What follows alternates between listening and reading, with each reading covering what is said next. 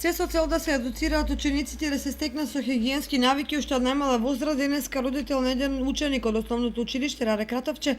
одржа едукативно предавање на тема здрави навики. Настанот се одржа во рамките на годишната програма и план за работа на училиштето, а се реализираше како продолжение од проектот заедничка грижа за правилно насочување на учениците, во чии рамки изминатата учебна година беа спроведени повеќе едукативни предавања на различни теми. Минатите 3 учебни години се реализираше проектот Заедничка грижа за правилно насочување на учениците, во чии рамки се реализираа одреден број на предавања од наши родители, се со цел да се поттикнат учениците за правилни навики на различни теми. Иако овој проект оваа учебна година не стартуваше, сепак ние нашите родители не ги забораваме и сметаме на нивната поддршка во реализација на најразновидни активности планирани со нашата годишна програма за работа на училиштето.